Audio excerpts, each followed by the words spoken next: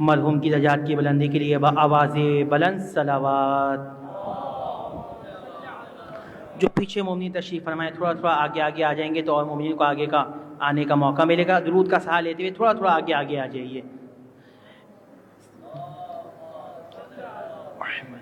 یہ فرش عزا رحمت ہے، یہاں پر زحمت نہیں ہے، آگے آنا رحمت ہی رحمت ہے۔ صلوات پڑھیں محمد و آل محمد۔ اعوذ باللہ من الشیطان اللعین الرجیم، بسم اللہ الرحمن الرحیم، الحمد للہ رب العالمین، الصلاة والسلام علی اشرف الانبیاء والمرسلین، خیر المبشرین والشافع المجرمین، المخاطب بطہ و یاسین، النبی المؤید رسولہ المسدد ابی القاسم محمد صلوات۔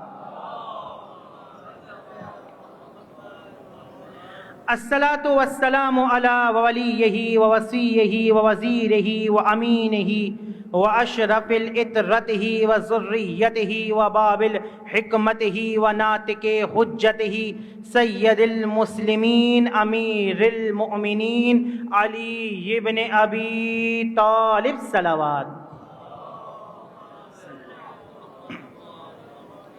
غالب علی کل غالب مطلوب کل طالب، امام المشارق والمغارب، سید الوسیین فاتح باب خیبر، قاتل مرحب و انتر، والد شبیر و شبر، قال فی شانہ ضربت علی یوم الخندق افضل من عبادت ثقلین صلوات۔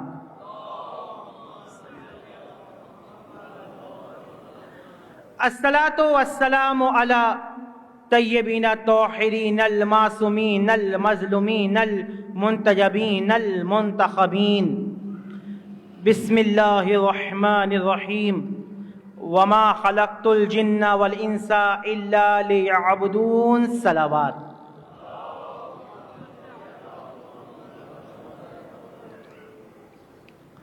مجلس ایصال ثواب مرحوم و مغفور علی کے چاہنے والے کی، اور دنیا کی نظر میں زندگی اور ہے، دنیا کی نظر میں موت اور ہے، قرآن کی آیتوں میں اور آل محمد کے فرامین میں زندگی اور ہے، موت اور ہے۔ دنیا زندہ کسے کہہ رہی ہے؟ جس کا دل دھڑک رہا ہے اور سانسیں چل رہی ہیں، دنیا کیا کہتی ہے؟ زندہ ہے۔ اور دل دھڑکنا بند ہو گیا، سانس رک گئی، روح نکل گئی، دنیا کیا کہتی ہے؟ مردہ ہے۔ یعنی دل دھڑک رہا ہے تو زندہ ہے، دل رک گیا تو مردہ ہے، یعنی روح اور جسم میں فاصلہ ہو گیا تو موت ہے۔ لیکن جب آپ کے اور میرے مولا کائنات علی ابن ابی طالب علیہ السلام جب مولا سے پوچھا، مولا موت اور زندگی کیا ہے؟ مولا نے فرمایا، دنیا دل دھڑک رہا ہے کہتی ہے زندہ ہے، دل دھڑکنا بند ہو گیا دنیا کہتی ہے مردہ ہے۔ کہا موت اور حیات یہ نہیں ہے، اگر انسان کا اس کے رب سے رابطہ ہے تو وہ زندہ ہے، اگر رابطہ منقطع ہو گیا تو وہی مردہ ہے۔ یعنی اگر انسان کا اس کے امام سے رابطہ ہے تو وہ زندہ ہے، بھلے سے دل دھڑک رہا ہو یا نہ دھڑک رہا ہو، لیکن اگر رابطہ نہیں ہے تو تم تو زندہ کہہ رہے ہو لیکن وہی زندہ مردہ ہے۔ اور اگر رابطہ ہو گیا اپنے وقت کے امام سے تو ظاہری طور پر خامنائی کی طرح دنیا تو کہے گی مردہ ہے، لیکن وہ مردہ نہیں، وہی زندہ ہے۔ صلوات پڑھیں محمد و آل محمد۔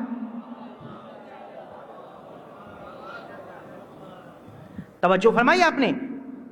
تو اب ایک مومن کی مجلس ایصال ثواب اور رب سے رابطہ اگر ہے تو انسان زندہ ہے۔ اس لیے میں نے آغاز میں سرنامہ کلام میں جس آیت کو موضوع قرار دیا وہ سورہ مبارکہ زاریات کی آیت ہے، وَمَا خَلَقْتُ الْجِنَّ وَالْإِنسَ إِلَّا لِيَعْبُدُونَ۔ آپ نے کئی مرتبہ یہ آیت سنی ہے۔ اس آیت کے اندر اللہ مقصد حیات انسانی بیان کر رہا ہے، انسان کی خلقت کے مسئلے کو بیان کر رہا ہے کہ اللہ نے انسان کو کیوں خلق کیا۔ فرمایا وَمَا خَلَقْتُ الْجِنَّ وَالْإِنسَ إِلَّا لِيَعْبُدُونَ، میں نے جنوں کو، میں نے انسانوں کو خلق نہیں کیا مگر یہ کہ اپنی عبادت کے لیے۔ سورہ زاریات یعنی انسان کی حیات کا مقصد کیا ہے؟ اللہ کی عبادت۔ پھر ایک مرتبہ سورہ نحل میں کہتا ہے كَذَلِكَ يُتِمُّ نِعْمَتَهُ عَلَيْكُمْ لَعَلَّكُمْ تُسْلِمُونَ، میں نے تمہیں نعمتیں دیں، میں نے تمہیں زندگی دی، میں نے تمہیں وجود بخشا، کیوں؟ لَعَلَّكُمْ تُسْلِمُونَ، تاکہ تم مسلمان بن جاؤ۔ توجہ، بہت توجہ، آخری بندے تک بہت توجہ رہے۔ سورہ زاریات میں کہا میں نے خلق کیا لِتَعْبُدُونَ، تاکہ تم میری عبادت کرو، اور اب ایک مرتبہ سورہ نحل میں کہہ رہا ہے میں نے خلق کیا لَعَلَّكُمْ تُسْلِمُونَ، تاکہ تم میرے مسلمان بندے بن جاؤ۔ لَقَدْ أَرْسَلْنَا رُسُلَنَا بِالْبَيِّنَاتِ وَأَنزَلْنَا مَعَهُمُ الْكِتَابَ وَالْمِيزَانَ لِيَقُومَ النَّاسُ بِالْقِسْطِ، ہم نے نبیوں کو بھیجا، ہم نے رسولوں کو بھیجا، ہم نے کتابوں کو اتارا، کیوں؟ تمہاری خلقت کا مرحلہ، مسئلہ، غرض و غایت کیا ہے؟ لِيَقُومَ النَّاسُ بِالْقِسْطِ، تاکہ تم دنیا میں عدل قائم کرو۔ توجہ ہے؟ اور پھر ایک مرتبہ سورہ نحل میں کہنے لگا وَاللَّهُ أَخْرَجَكُم مِّن بُطُونِ أُمَّهَاتِكُمْ لَا تَعْلَمُونَ شَيْئًا وَجَعَلَ لَكُمُ السَّمْعَ وَالْأَبْصَارَ وَالْأَفْئِدَةَ لَعَلَّكُمْ تَشْكُرُونَ، میں نے تمہیں ماں کے پیٹ سے پیدا کیا اس حال میں کہ تم جاہل آئے، اور جب تم اس دنیا میں آئے تو اللہ ہی وہ ہے جس نے تمہیں دیکھنے کی صلاحیت دی، جس نے تمہیں بولنے کی صلاحیت دی، جس نے تمہیں سوچنے کی صلاحیت دی، جس نے تمہیں سننے کی صلاحیت دی، جس نے تمہیں چلنے کی صلاحیت دی، تو کیا تم اب بھی اللہ کا شکر ادا نہیں کرو گے؟ صلوات پڑھیں محمد و آل محمد۔ اب بھی کیا تم اللہ کا شکر ادا نہیں کرو گے؟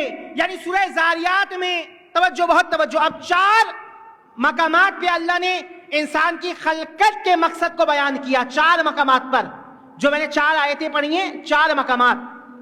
سورہ زاریات میں کہا ہم نے خلق کیا تمہیں عبادت کے لیے، سورہ نحل میں کہہ رہا ہے ہم نے خلق کیا تمہیں مسلمان بننے کے لیے، اور سورہ حدید میں کہہ رہا ہے کہ ہم نے خلق کیا لِيَقُومَ النَّاسَ بِالْقِسْطِ، کہ ہم نے تمہیں خلق کیا تاکہ تم عدالت کو قائم کرو۔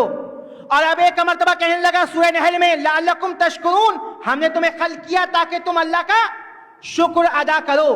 تو یہ 4 لفظ نہیں ہیں، 4 موضوع نہیں ہیں، 4 مقاصد نہیں ہیں، بلکہ چاروں کا مقصد ایک ہی ہے، چاروں کی غرض و غایت ایک ہی ہے، یعنی اللہ کی نظر میں وہی عبادت ہے، کائنات کی نظر میں وہی اسلام ہے، معاشرے کی نظر میں وہی عدل ہے، اور بندے کی نظر میں وہی شکر الہی ہے۔ صلوات پڑھیں محمد و آل محمد۔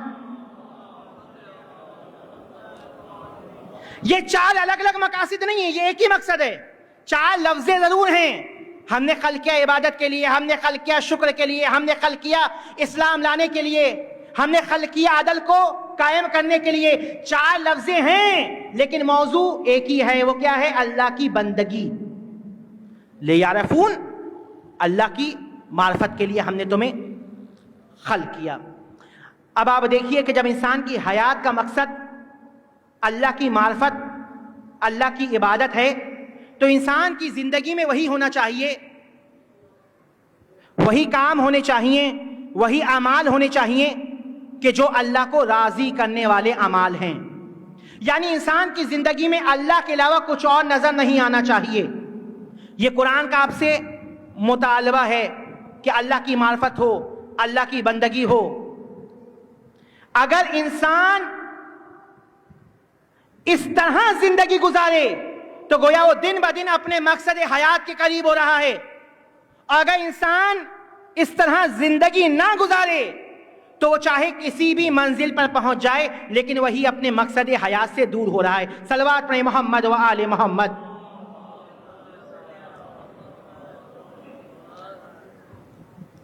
مقصد حیات اسی کو اللہ نے اور ایک جگہ پہ واضح کیا. انا للہ و انا الیہ راجعون. تم اللہ کے لیے ہو اور تمہیں اللہ کی بارگاہ میں پلٹ کر جانا ہے. یہاں پر جو لفظ اللہ پر لام لگا ہوا ہے یہ لام ملکیت کہلاتا ہے.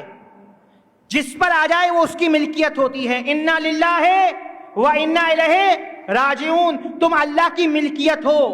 اے انسانوں اللہ کی ملک ہو. تو جب تم اللہ کی ملکیت ہو تو تمہاری زندگی میں وہی ہونا چاہیے کہ جو اللہ چاہتا ہے. اور حدیث میں ہے کہ اگر انسان اپنے آپ کو اللہ کے لیے خالص کر لے, یعنی وہ اللہ کے لیے علم کو حاصل کرے, اللہ کے لیے عمل کرے, اللہ کے لیے دیکھے, اللہ کے لیے بولے, گویا اللہ کے لیے ہی کسی مقام پر خاموش بھی ہو جائے, ہر کام اللہ کے لیے کرے, حتیٰ کہ خیالات بھی وہی لائے کہ جو اللہ چاہتا ہے, تو گویا وہ مقام للہیت پر بلند ہو جاتا ہے. اور جو مقام للہیت پر بلند ہو جاتا ہے گویا اس کی نظر میں فقط خدا کی اہمیت ہوتی ہے اور دنیا اس کے سامنے ٹکتی نہیں ہے, دنیا کو ٹھکرا دیتا ہے. مولائے کائنات علی ابن ابی طالب علیہ السلام, مولا کائنات نے نہج البلاغہ میں جہاں متقین کی صفات بیان فرمائی وہاں ایک صفت یہ بیان فرمائی, متقین کی صفت میں سے ایک صفت یہ ہے کہ خدا کی عظمت ان کے دلوں میں اس طرح سما جاتی ہے کہ گویا ان کی نظر میں فقط خدا کی اہمیت ہوتی ہے اور دنیا ان کے سامنے ذلیل ہو جاتی ہے, کمتر ہو جاتی ہے, دنیا حیثیت نہیں رکھتی. اس لیے جب رہبر معظم سید علی حسینی خامنائی شہید رہبر سے پوچھا کسی بچے نے کہ آپ سے پوری دنیا کیوں ڈرتی ہے, تو انہوں نے فرمایا کیونکہ ہم خدا سے ڈرتے ہیں اس لیے ساری دنیا ہم سے ڈرتی ہے. صلوات پڑھیں محمد و آل محمد.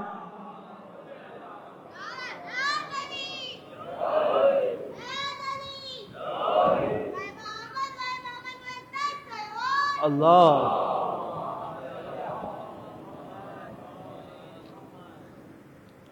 تو اب اللہ نے آپ کو خلق کیا ہے اپنی بندگی کے لیے, اپنی عبادت کے لیے, اور آج ہر شخص اس مصلی پر بیٹھتا ہے تو کس لیے؟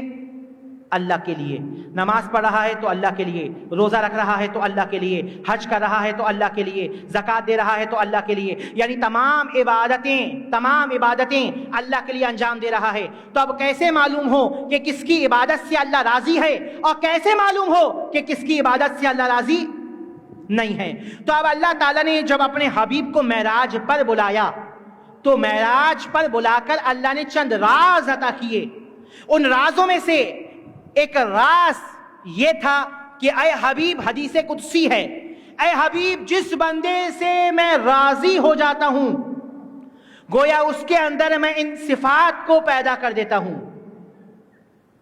اب جس شخص کے اندر یہ صفات کو دیکھو اس کے معنی یہ ہے کہ میں اس کے عمل سے راضی ہوں. سننے کے لیے تیار ہیں آپ تمام مومنین آخری بندے تک؟ جزاک اللہ.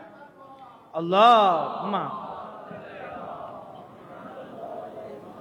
میں اس کے اعمال سے راضی ہوں.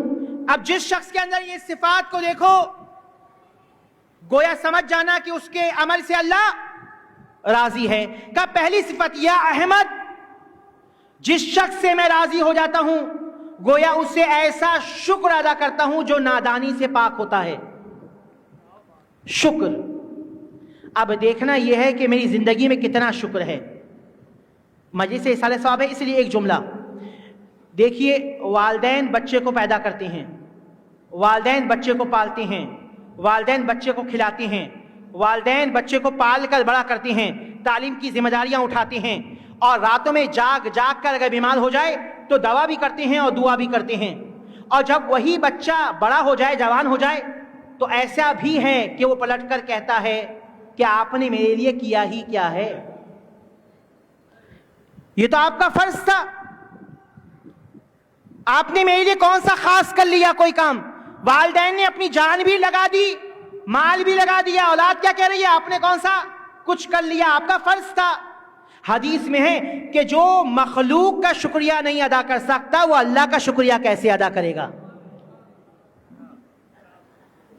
تو سب سے پہلے اپنے والدین کا شکریہ ادا کرو، اپنے دوستوں کا، اپنے رشتہ داروں کا، اپنے عزیز و اقارب کا، جو آپ کے لیے کچھ بھی چھوٹا سے چھوٹا کام کر دے آپ اس کا، ہاں بولے ذکر آل محمد میں بولنا چاہیے، اس کا شکریہ ادا کرو۔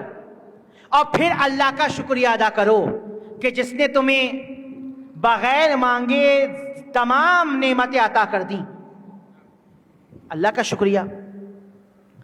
اس لیے کہ اللہ نے فرمایا ہے کہ جو اللہ کی نعمتوں کا شکر ادا کرتا ہے گویا اللہ اس کی نعمتوں کو بڑھاتا چلا جاتا ہے، اور جو اللہ کا شکریہ ادا کرتا ہے گویا اللہ اس کی تعریف کرتا ہے، انہو کانا عبدن شکورا، نوح ہمارے شکر گزار بندے ہیں۔ اللہ یہ چاہ رہا ہے کہ گویا ساری انسانیت اللہ کا شکریہ ادا کرے، سارے انسان اللہ کا شکریہ ادا کریں، آدم اللہ کا شکریہ ادا کرے، نوح اللہ کا شکریہ ادا کرے، ابراہیم اللہ کا شکریہ ادا کرے، موسیٰ اللہ کا شکریہ ادا کرے، یعقوب اللہ کا شکریہ ادا کرے، یوسف اللہ کا شکریہ ادا کرے، عیسیٰ اللہ کا شکریہ ادا کرے، اور اللہ سورہ دہر میں آل محمد کا شکریہ ادا کرے۔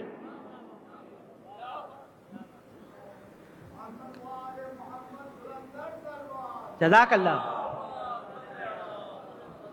کانا سایؤکم مشکورا، اللہ سورہ دہر میں آل محمد کا شکریہ ادا کرے کہ جب روٹیاں پہنچیں عرش پر تو روٹیاں تھیں زہرا کے ہاتھ کی بنی ہوئی، اور کیا بھول گئے وہ واقعہ کہ جب یوسف مصر کے بازار میں بک رہے تھے تو ایک مرتبہ ایک طرف تمام خزانہ ہے، دوسری طرف یوسف کھڑے ہوئے ہیں، پلہ برابر نہیں ہو رہا۔ اللہ یہ بتانا چاہ رہا ہے کہ گویا ساری کائنات کا خزانہ بھی ہمارے نبی کے وزن کے برابر نہیں ہے، لیکن ایک مرتبہ یوسف نے کہا لاؤ قلم کاغذ میں مسئلہ حل کر دیتا ہوں۔ معلوم ہوا اگر نبی قلم کاغذ مانگے تو دے دو، مسئلہ حل ہو جائے گا۔ ایک مرتبہ لکھا نبی نے بسم اللہ الرحمن الرحیم، کہا پلے میں رکھ دو، ترازو میں رکھ دو، ترازو برابر ہے، یعنی نبی کا وزن ہے قرآن کی ایک آیت کے برابر، زہرا کی روٹیوں کا وزن ہے قرآن کی 2 آیت کے برابر۔ یہ زہرا کے ہاتھ کی بنی ہوئی روٹی ہے۔ تو اب ساری انسانیت اللہ کا شکریہ ادا کرے اور اللہ آل محمد کا شکریہ ادا کرے۔ کہا دوسری صفت، توجہ ہے آپ حضرات کے آخری بندے تک، توجہ، بہت بیدار ہو کے توجہ فرمائیے گا، بزرگ صاحب ابن معرفت ہیں۔ یا احمد، میں جس شخص کے عمل سے راضی ہوتا ہوں گویا اس کے دل میں اپنی محبت کو پیدا کر دیتا ہوں، اللہ کی محبت۔ اب دیکھنا یہ ہے کہ اگر میرے دل میں اللہ کی محبت ہے تو اس کے معنی یہ ہے کہ اللہ مجھ سے راضی ہے، اور اگر نہیں ہے تو اس کے برعکس۔ یا احمد، میں جس کے عمل سے راضی ہوتا ہوں گویا اس کے دل میں اپنی محبت کو پیدا کر دیتا ہوں۔ قرآن میں بھی کہا قل ان کنتم تحبون اللہ فاتبعونی یحببکم اللہ ویغفر لکم ذنوبکم واللہ غفور رحیم۔ اللہ سے محبت کرو، اللہ بھی تم سے پلٹ کر محبت کرے گا، یعنی جس کی محبت کی آرزو آپ کرتے ہیں ذاک حق خود آپ سے محبت کرے گا، اور ایسی محبت کہ دنیا کی محبتوں سے میں بے نیاز ہو جاؤں گا، دنیا کی محبت سے بے نیاز ہو جاؤں گا۔ جب اللہ نے موسیٰ سے کہا اے موسیٰ میرے بندوں کے دلوں میں میری محبت کو پیدا کرو، تو موسیٰ نے پلٹ کر کہا پروردگار میں کس طرح تیرے بندوں کے دلوں میں تیری محبت کو پیدا کروں؟ کہا اے موسیٰ میرے بندوں سے کہو میری نعمتوں کو یاد کریں، جتنا زیادہ وہ میری نعمتوں کو یاد کرتے چلے جائیں گے اتنا ہی زیادہ ان کے دل میں میری محبت پیدا ہوتی جائے گی۔ یہ تو حدیث قدسی اور قرآن کی آیت ہے نا جو میں نے عرض کی کہ احمد جس شخص سے میں راضی ہوتا ہوں اس کے دل میں اپنی محبت کو پیدا کر دیتا ہوں۔ توجہ، مجھے نہیں معلوم کس کے عمل سے اللہ راضی ہے، کون ہے کہ جس کے دل میں اللہ کی محبت ہے؟ لیکن ہاں ایک حدیث صحیح مسلم میں موجود ہے اور بخاری میں بھی ہے کہ رسول نے خیبر کے مقام پہ کہا کل میں علم اس کو دوں گا جو مرد ہوگا، جو کرار ہوگا، غیر فرار ہوگا، وہ اللہ اس کے رسول سے محبت کرتا ہوگا، اللہ اس کے رسول علی سے محبت. صلوات پڑھے محمد والے محمد. نہیں، مومنین کثرت سے موجود ہیں. جزاک اللہ. یار سب مل کر آواز بلند اللہم صلی. یا احمد جس سے میں راضی ہوں گویا اس کے دل میں اپنی محبت کو پیدا کر دیتا ہوں. تیسری صفت یا احمد جس کے عمل سے میں راضی ہوں گویا اس کو اپنے ذکر کی توفیق دیتا ہوں. ذکر کثیر. اب دیکھنا یہ ہے میری زندگی میں خدا کا ذکر کتنا ہے.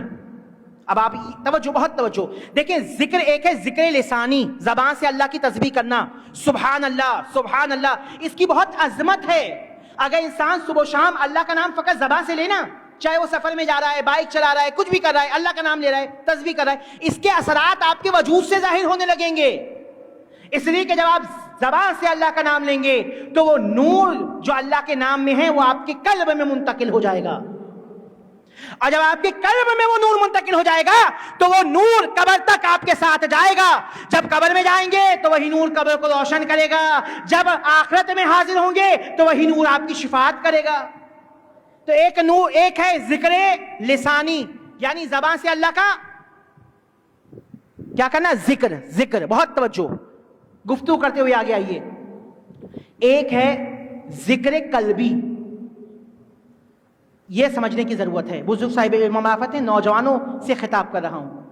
ذکر قلبی کیا ہے؟ ذکر قلبی یعنی یہ کہ رات میں اپنا محاسبہ کروں، دیکھوں میں نے کون سے اچھے کام کیے، کون سے بد کام کیے، گناہ کیے. جو اچھے کام کیے ان پر اللہ کا شکر ادا کروں. پروردگار تیرا شکر ہے کہ تو نے مجھے اچھے کام کرنے کی توفیق دی.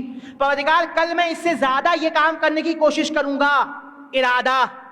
اور جو گناہ کیے ان پہ استغفار کریں رات میں، اور پھر ارادہ کریں پروردگار کل میں یہ کام نہیں کروں گا، تو میری مدد فرمانا.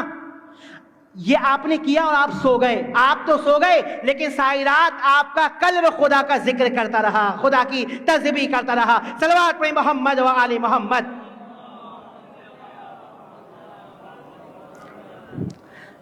اب خدا کا ذکر سے مراد یہ بھی نہیں. اب دیکھیں ایک نئے رخ سے گفتگو کرنا چاہ رہا ہوں. اب کوئی کہے جناب وما خلقت الجن والانس الا لیعبدون، مجھے اللہ نے خلق کیا عبادت کے لیے، میں تو بس کچھ نہیں کرتا، نہ کماتا ہوں نہ روزگار کرتا ہوں، بس میں ایک مصلی پکڑ لیا ہے مسجد میں بچھا کر، میں صبح و شام اللہ کی تسبیح کر رہا ہوں، نماز پڑھ رہا ہوں، ذکر کر رہا ہوں، میں تو اپنے مقصد تک پہنچ رہا ہوں. کیا یہ مقصد ہے؟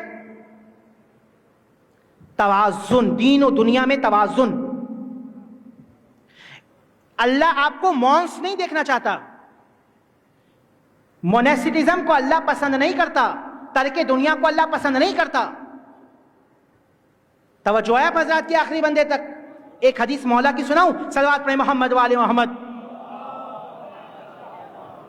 مولا کائنات نہج البلاغہ کے اندر ارشاد فرماتے ہیں اعمل لدنیا کا کأنک تعیش ابدا وعمل لآخرت کا کأنک تموت غدا.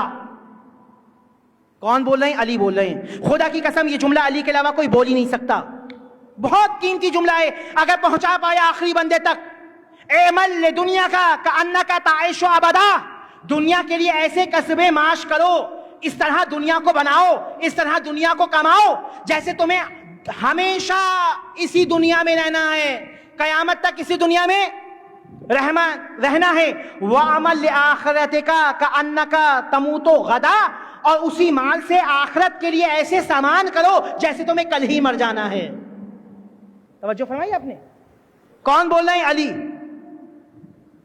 اعمل لدنیا کا کأنک تعیش ابدا وعمل لآخرتک کأنک تموت غدا. دنیا کے لیے ایسے کسبے معاش کرو، ایسے دنیا کماؤ جیسے تمہیں ہمیشہ اسی دنیا میں رہنا ہے، نہج البلاغہ کا قول ہے. اور اسی مال سے آخرت کے لیے ایسا اہتمام کرو جیسے تمہیں کل ہی مر جانا ہے. یعنی ایسا نہیں ہے کہ تم بیٹھ جاؤ مال نہیں کماؤ، کہا نہیں، خوب کماؤ حلال رزق کماؤ، اس طرح کماؤ جیسے ہمیشہ رہنا ہے، لیکن جب رات ہو وہی رزق اس طرح سے بانٹ دو کہ کل ہی تو تمہیں مر جانا ہے۔ صلوات پڑھیں محمد والے محمد۔ بس ایک جملہ جو نوجوانوں کے لیے عرض کر رہا ہوں تبرکن، دیکھیے آج جو دور ہے نا، ہر انسان چاہتا ہے میرے پاس اچھی سے اچھی گاڑی ہو، اچھے سے اچھا گھر ہو، اچھے سے اچھا لباس ہو، ہر چیز انسان اچھی سے اچھی رکھنا چاہتا ہے، ایسا ہے یا نہیں ہے؟ دین اس چیز کو منع نہیں کرتا، دین اس چیز کو منع نہیں کرتا۔ یعنی آپ کا اللہ، آپ کا امام یہ نہیں چاہتے کہ آپ غربت میں بھوکے رہیں، آپ کا لباس پھٹ رہا ہو، آپ کے چہرے کا رنگ زرد ہو جائے۔ کس نے کہا؟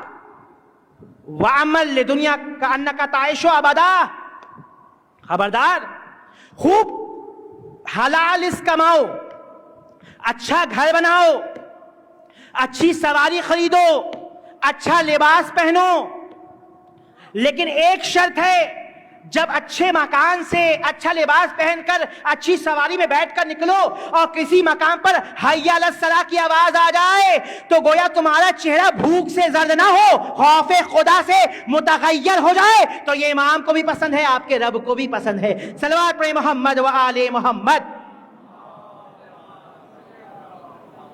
یہ باتیں عرض کرنی ہیں، ان باتوں کا عرض کرنا چاہیے۔ اسلام آپ کو مفلس نہیں دیکھنا چاہتا۔ بہت ساری دلیلیں اس مقام پر دے سکتا ہوں، لیکن ایک واقعہ مولا کائنات کی زندگی سے، آپ کے اور میرے مولا کائنات علی ابن ابی طالب علیہ الصلوۃ والسلام،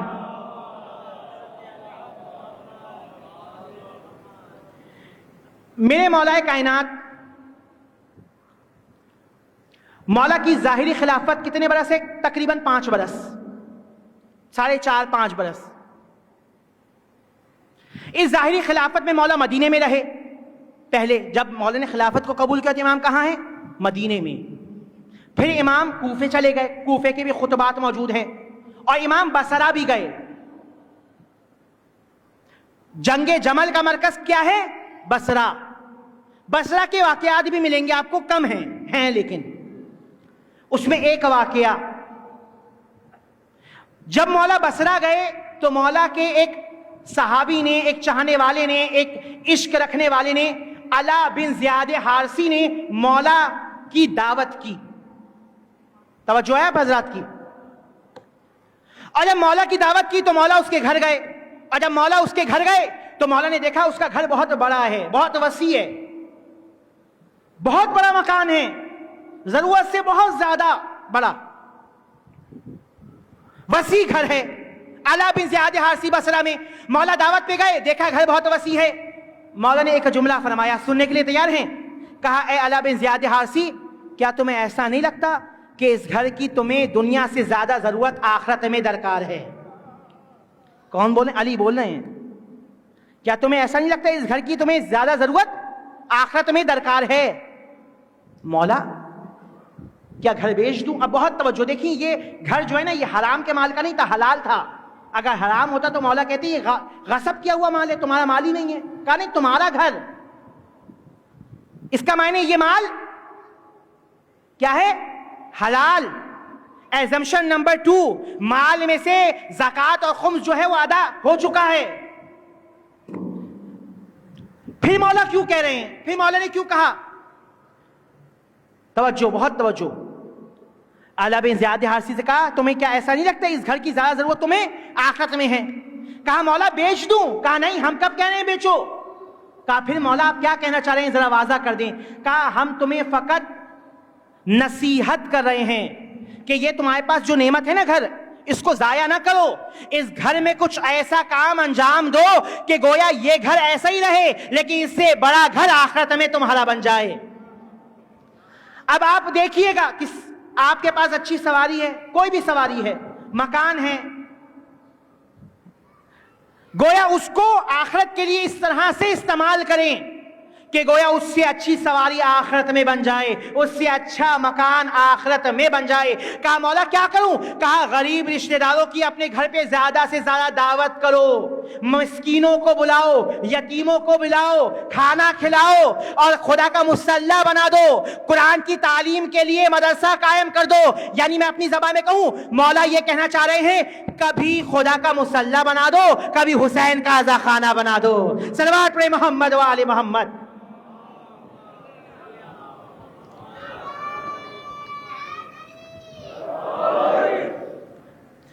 حجت الاسلام والمسلمین مولانا اون حیدر رضوی صاحب بھی تشریف فرمائے. قبلہ آپ آگے آ جائیے. صلوات پڑھیں محمد و آل محمد.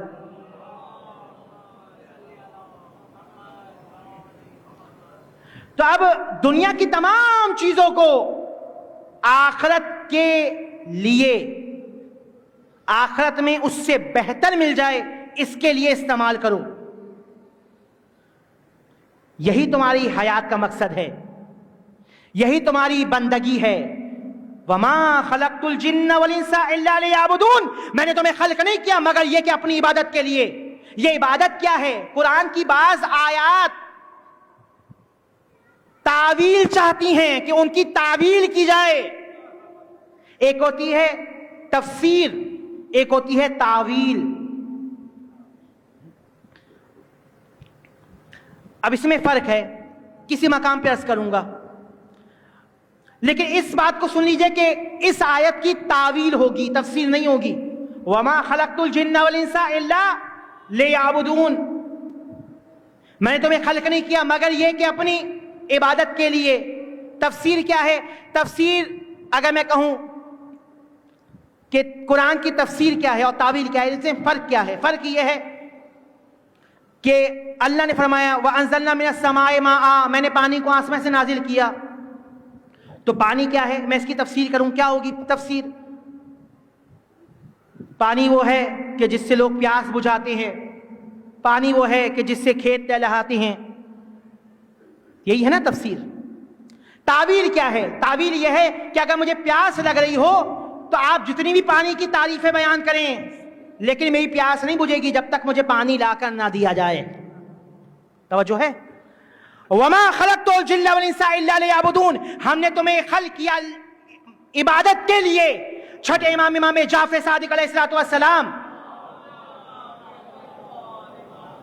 ہمیں حوضے میں آیت اللہ شیخ صلاح الدین نے اصول کافی کے اندر باب نہم کے اندر یہ بات تعلیم فرمائی کہ چھٹے امام کی خدمت میں ایک شخص آیا, کہا مولا یہاں پر لیعبدون سے مراد کیا ہے؟ ہم نے تمہیں خلق کیا اپنی عبادت کے لیے. مولا نے فرمایا یہاں پہ لیعبدون سے مراد لیعرفون ہے, یعنی اللہ نے تمہیں خلق کیا اپنی معرفت کے لیے. مولا میں اللہ کی معرفت کیسے حاصل کروں؟ اللہ وہ نہیں جسے دیکھوں اور دیکھ کر معرفت حاصل کروں, اللہ وہ نہیں جسے چکھوں اور چکھ کر اس کی معرفت حاصل کروں, اللہ وہ نہیں کہ جسے میں سنوں اور سن کر اس کی معرفت حاصل کروں. مولا میں کس طرح اللہ کو پہچانوں؟ اللہ نظر نہیں آتا, کیسے پہچانوں؟ توجہ ہے حضرات آپ کی؟ میں کیسے اللہ کو پہچانوں؟ عقل سے پہچانوں؟ کا خبردار عقل سے نہ پہچاننا, اس لیے کیونکہ عقل ہے محدود, خدا کی ذات ہے لامحدود. عقل سے اگر پہچانو گے تو جو عقل میں آئی وہ تمہاری عقل کی مخلوق ہے, خالق نہیں ہے. تو اللہ کو میں کیسے پہچانوں؟ مولا نے فرمایا جس نے اپنے وقت کے امام کی معرفت کو حاصل کیا اس نے اللہ کی معرفت کو حاصل کیا. صلوات میں محمد و آل محمد.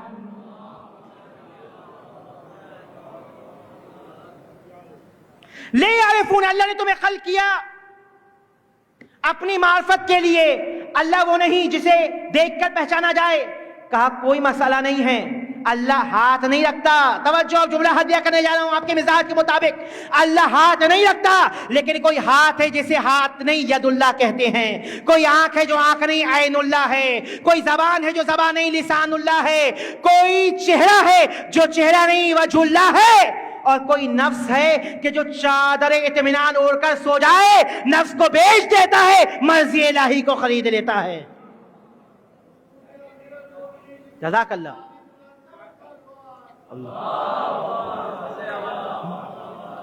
اہل بیت کے ذریعے سے خدا تک پہنچو. اہل بیت کی معرفت کو حاصل کرو. کوئی ہاتھ ایسا ہے جو ہاتھ نہیں, کیا ہے؟ ید اللہ.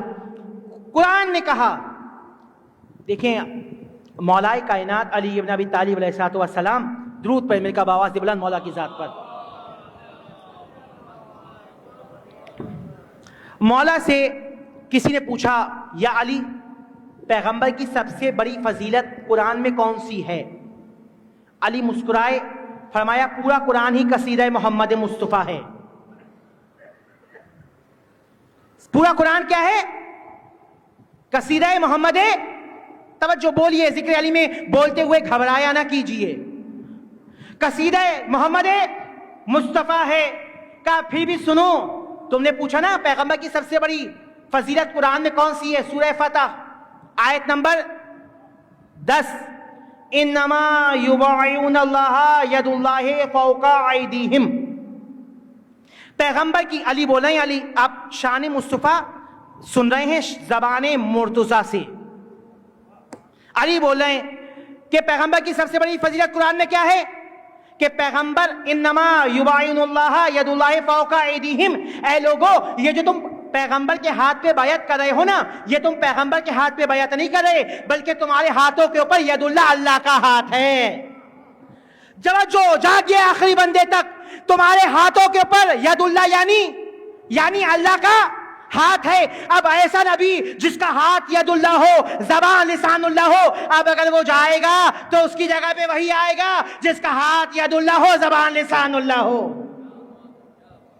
وہی آئے گا, وہی آئے گا. تو اب ایک واقعہ ابن حدید معتزلی رحمت اللہ علیہ, اہل سنت کے بڑے عالم, شرح نہج البلاغہ میں ایک واقعہ لکھتے ہیں. وہ واقعہ آپ کی نظر کر دوں, آخری بندے تک بہت توجہ رہے.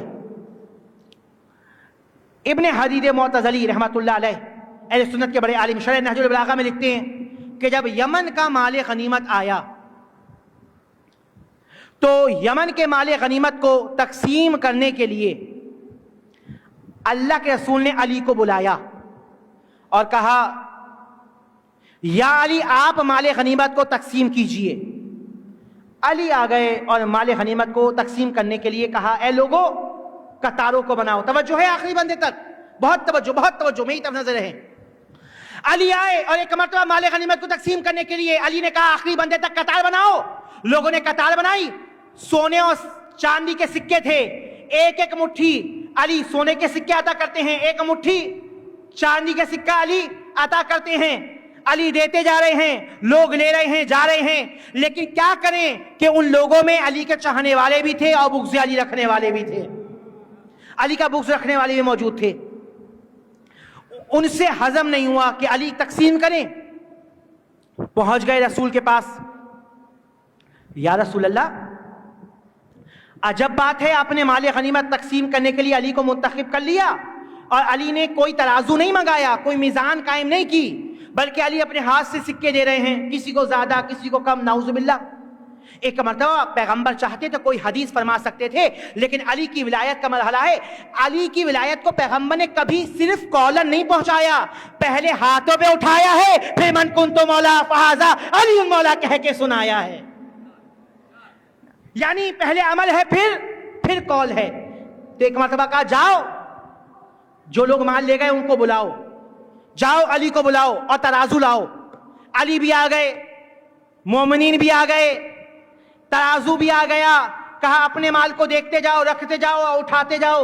لوگ آگے بڑھتے رہے, بڑھ کے مال رکھتے رہے, رکھ کے اٹھاتے گئے. ایک مرتبہ میزان برابر ہے, ترازو برابر ہے, بیلنس برابر ہے. پیغمبر کو جلال آیا, جلال کے عالم میں فرمایا یہ علی کا ہاتھ ہے, صحابی کا ہاتھ نہیں ہے. علی کا ہاتھ یعنی میرا ہاتھ, میرا ہاتھ یعنی ید اللہ, اللہ کا ہاتھ. یہ علی کا ہاتھ ہے, اور علی کا ہاتھ یعنی میرا ہاتھ, اور میرا ہاتھ یعنی ید اللہ. انما یبایعون اللہ ید اللہ فوق ایدیہم. جس نے ان کی معرفت حاصل کی گویا اس نے اللہ کی معرفت حاصل کی. اور آپ دیکھیے کہ ان کی معرفت میں بھی اخلاص شرط ہے. بس گفتگو تمام ہو گئی اس مرحلے پر.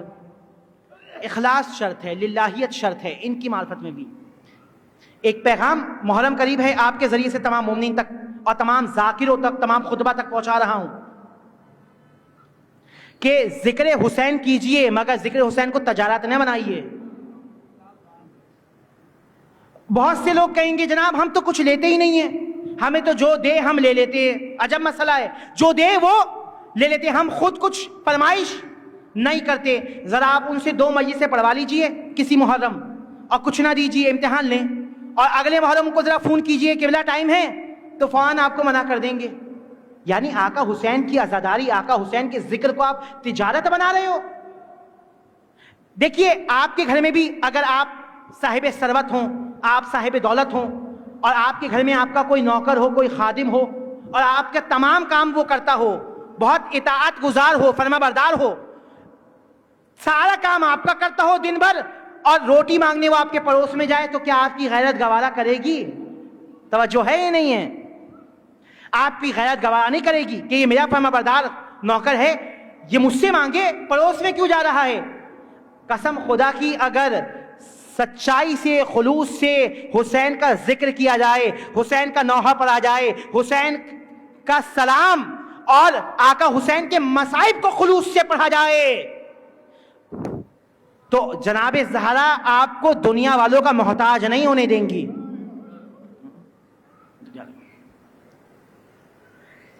پھر آپ کو عزت بھی ملے گی جناب زہرا کے ذریعے، شہرت بھی ملے گی۔ دنیا پریشان ہوگی آپ کو عزت اور شہرت کیوں مل رہی ہے؟ آپ خلوص سے جناب زہرا کا کام کریں، اس کا اجر جناب زہرا ہی عطا کریں گی۔ حسین وہ غریب ہے، حسین وہ مظلوم ہے کہ میرے مولا نے فرمایا انا قتیل العبرات، مجھے رلا رلا کے مارا گیا۔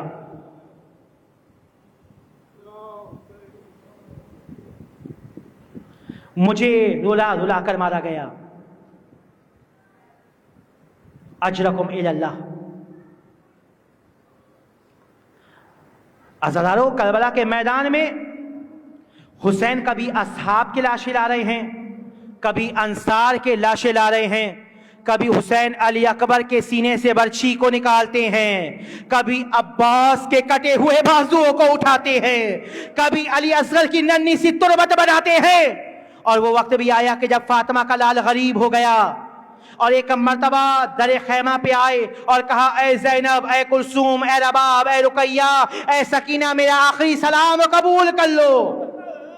کہا اے فضہ، فلاں خیمے میں صندوق کے اندر ایک کرتا ہے جو میری ماں نے اپنے ہاتھوں سے سیا ہے، وہ کرتا لا کر مجھے دے دو، میں لباس کے نیچے پہنوں گا۔ ارے جب اشکیا میرے لباس کو لوٹے گی تو یہ کرتا میرے بدن پر باقی رہ جائے، لیکن اس بات کا خیال رکھنا میری بہن زینب کی نظر نہ جائے۔ فضہ جا رہی تھی، لباس لا رہی تھی، ناگا جناب زینب کی نظر گئی۔ کہا اے فضہ کیا لے کر جاتی ہے؟ کہا اے بی بی، آپ کے بھائی نے فلاں لباس منگایا ہے۔ کہا فضہ یہ کیوں نہیں کہہ رہی کہ تو میرے بھائی کا کفن لے کر جا رہی ہے؟ آقا حسین نے اس کرتے کو پہنا اور ایک مرتبہ تمام بیویاں مولا کے چاروں طرف ارد گرد جمع ہو گئیں اور مولا سے رخصت ہو رہی ہیں۔ ایسے میں عزادارو، آقا حسین رخصت ہو کر خیمے کے در تک آئے ہیں، جناب زینب پیچھے پیچھے لے بھائی کے چلیں اور کہا اے بھائی بندے کعبہ کھولو۔ کہا کیا بات ہے بہن؟ کہا اماں کی وصیت یاد آ گئی، میں اس گلے کے بوسے لوں گی جس پہ شمر لعین کا خود خنجر چلے گا۔ حسین نے بندے کعبہ کو کھولا، زینب آگے بڑھی، بڑھ کے بھائی کے گلے کو چوما۔ کہا اے بہن زینب، اپنی کلائیوں پہ سے چادر ہٹاؤ، ارے میں ان ہاتھوں کو چوموں گا جن پر میرے جانے کے بعد رسیوں کو باندھا جائے گا۔ اجرکم الی اللہ، خدا کو غم نہ دے سوائے غم آل محمد کے۔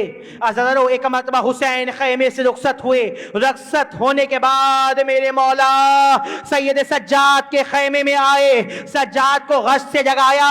سجاد نے کہا ایک مرتبہ اے میرے بابا، چچا عباس کہاں ہے؟ کہا قد قتل مارے گئے۔ کہا بھیا علی اکبر کہاں ہے؟ کہا قد قتل مارے گئے۔ کہا سجاد بس اتنا سن لو، مردوں میں یا تم بچے ہو یا میں بچا ہوں۔ کہا اے پھوپھی ماں میری تلوار لا کے دیجئے۔ ارے میری غیرت گوارا نہیں کرتی جوان بیٹے کے ہوتے ہوئے ضعیف باپ میدان میں جائے۔ अजरकुम इलल्लाह, कहा ऐ सज्जाद सब्र करो, ये सब्र की मंजिल है। ऐ सज्जाद तुम्हारा इम्तिहान ये है कि तुम माँ बहनों को बेमकन और इदा करबला से कूफा, कूफा से शाम लेकर जाओगे। अजरकुम इलल्लाह, हुसैन खैमे सज्जाद से रुखसत हुए और मेरे मौला एक मर्तबा रहवार के पास आए, रहवार पे सवार हुए। अब जो रहवार को चलाने के लिए एड़ लगाई तो क्या देखा, जुलजना अपने सुम को नहीं उठा रहा। कहा ऐ जुलजना, ये आखिरी जहमत है, क्या तू भी आखिरी वक्त में मुंह मोड़ रहा है? जुलजना ने अपने सुमों को झटकना शुरू किया। आका हुसैन ने क्या देखा, 4 साल की बच्ची सकीना, सीने पे सोने वाली सकीना घोड़े के सुम से लिपटी कह रही है, ऐ मेरे बाबा के घोड़े जुलजना, मेरे बाबा को मक्तल में ना लेकर जा, सुबह से जो मैदान गया है वापस नहीं आया। अजरकुम इलल्लाह, आप भी औलाद वाले बैठे हैं, आपके घर में बेटियां मौजूद हैं, बाप को बेटियों से बहुत मोहब्बत होती है। हुसैन ने सकीना को गोद में लिया, प्यार किया, खैमे में लाए, सीने पे लिटाया, कहा ऐ सकीना, ये आखिरी बार बाबा का सीना मयस्सर हुआ है। शेख जाफर शोश्ती कहते हैं, हुसैन ने कहा ऐ सकीना, कल यतीम हो जाओगी।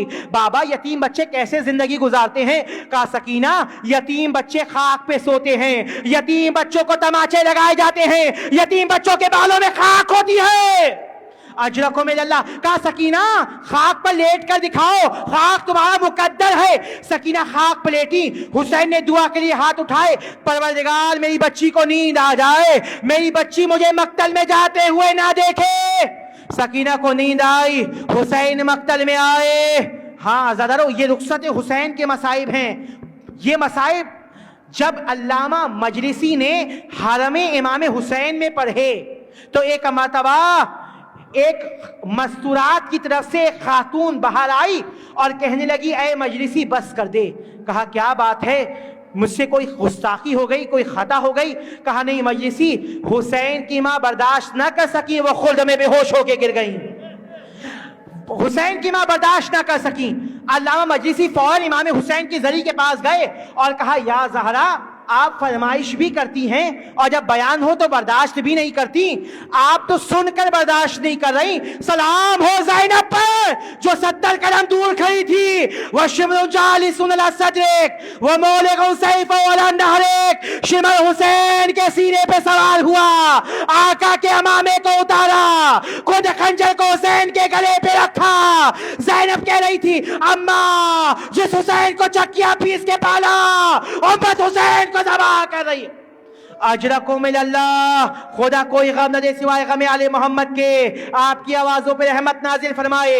इमाम का जुमला याद है ना? इमाम बाकर ने कहा, यब्न शबीब रोता क्यों नहीं है? कहा मौला रो तो रहा हूँ। कहा ऐसे रोया कर जैसे बूढ़ी माँ जवान बेटे पर रोती है। बस आखिरी एक चंद जुमले हैं अज़ादारो। वो वक्त भी आया कि जब शाम गरीबा आ गई, ख़याम हुसैनी को आग लगा दी गई, सैदानियों के सर से चादरों को छीन लिया गया, सकीना को तमाचे लगाए गए, सकीना के कानों से गोशवारों को उतारा गया। नहीं अज़ादारो, सकीना के कानों से गोशवारों को उतारा नहीं गया। सकीना कहती है, फूफी अम्मा अगर लईन मुझसे मांगता मैं खुद उतार कर दे देती, लेकिन लईन ने मांगा नहीं, बल्कि पहले तमाचे लगाए, फिर बालों में हाथ डाला, मेरे लवे चीर कर गोशवारों को खींचा। अजरकुम इलल्लाह, अज़ादारो ख़यामे जल गए, सकीना को तमाचे लग गए, बीबियां खाक पर बैठी हुई हैं और हर बीबी अपने वारिस पर मातम कर रही है। ऐसे में एक मर्तबा फिज़्ज़ा दौड़ी हुई आई, कहती हैं, ऐ शहजादी ज़ैनब, क़यामत होने वाली है। कहा इससे ज्यादा क़यामत क्या होगी कि ऐ फिज़्ज़ा, मेरे भाई का सर कट कर नोके नेज़ा पर आ गया, सरों से चादर छीन ली गई, खैमों को आग लग गई। कहा बीबी इससे बड़ी क़यामत है। कहा क्या बात है? कहा उम्र साद ने हुक्म दिया है कि घोड़ों की नालबंदी हो और लाशों को पामाल किया जाए। अजरकुम इलल्लाह, बहन आ गई, ज़ैनब खड़ी देख रही हैं। एक सफ में तमाम लाशों को रखा गया, असहाब व अंसार की लाशें हैं, औलाद फातिमा की लाशें हैं, आका हुसैन का लाशा है, घोड़ों की नालबंदी की गई। अब जो पामाल करने की बारी आई तो ऐसे में हुर के कबीले वाले आगे बढ़े और कहते हैं, हुर हमारे कबीले से है, हम हुर के लाशे को पामाल नहीं होने देंगे, इसके लाशे की पामाली हमारे कबीले की तौहीन है। हुर का लाशा उठा लिया, हबीब का लाशा उठा लिया, असहाब के लाशे उठ गए, हद है अली अकबर का लाशा उठा लिया, कासिम का लाशा उठा लिया, अब्बास का लाशा उठा लिया, असगर का लाशा उठा लिया, लेकिन गरीब ज़हरा का लाशा पड़ा रहा। घोड़े दौड़ते रहे, लाशा पामाल होता रहा। زینب دیکھتی رہی، ارے اس طرح پامال کیا، حسین کے سینے کی ہڈیاں ٹوٹ گئی، گوشت خاک میں مل گیا۔ ایک برقعے والی بی بی حسین کے گوشت کے ٹکڑوں کو اپنی ابا میں جمع۔